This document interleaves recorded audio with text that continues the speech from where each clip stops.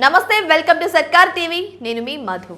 సరైన కంటెంట్ ఇవ్వకపోతే ఎంత పెద్ద సూపర్ స్టార్ సినిమా అయినా సరే ఆడియన్స్ మొహమాటం లేకుండా రిజెక్ట్ చేస్తున్నారని చెప్పడానికి రీసెంట్ సమయంలో చాలా పెద్ద సినిమాలు ఉదాహరణగా నిలిచాయి.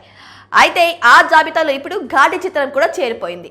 అనుష్క శెట్టి చాలా కాలం తర్వాత ఈ సినిమాతో వెండి తెరపై కనిపించింది. టీజర్ ట్రైలర్తో విడుదలకు ముందే ప్రేక్షకుల్లో కాస్త ఆసక్తిని రగిలించింది ఈ చిత్రం. అబ్బో పర్లేదు, డైరెక్టర్ క్రిష్ తన మేకింగ్ స్టైల్ని పక్కన పెట్టి కొత్తగా ఈ చిత్రంతో ప్రయత్నం చేశాడే అని అనుకున్నారు ప్రేక్షకులు. కానీ థియేటర్కి వెళ్తే కానీ అర్థం అవ్వలేదు ఆయన మేకింగ్ స్టైల్ అసలు ఏ మాత్రం మారలేదు, ఇంకా దిగజారింది అని. అనుష్కని పవర్ఫుల్గా చూపించడం కోసం ఆయన పెట్టిన శ్రద్ధలో సగం స్క్రిప్ట్ మీద పెట్టింటే ఈరోజు ఫలితం మరోలా ఉండేదని అంటున్నారు నెటిజన్లు.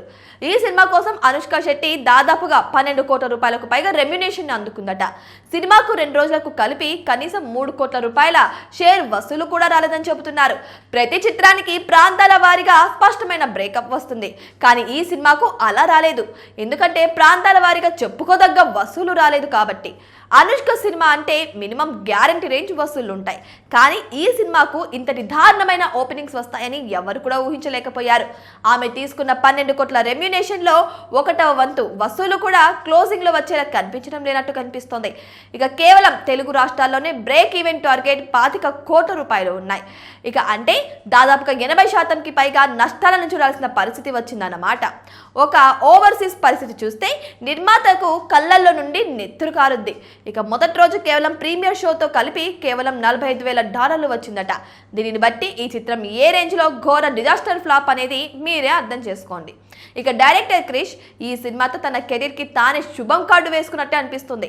ఇక పవన్ కళ్యాణ్ తో హరిహర వీరమల్లు లాంటి ప్రాజెక్ట్ ని మధ్యలోనే అనాథలాగా వదిలేసి వచ్చి ఘాటి మూవీ చేస్తుంటే ఏదో గొప్ప సినిమా తీస్తున్నాడని అందరూ అనుకున్నారు.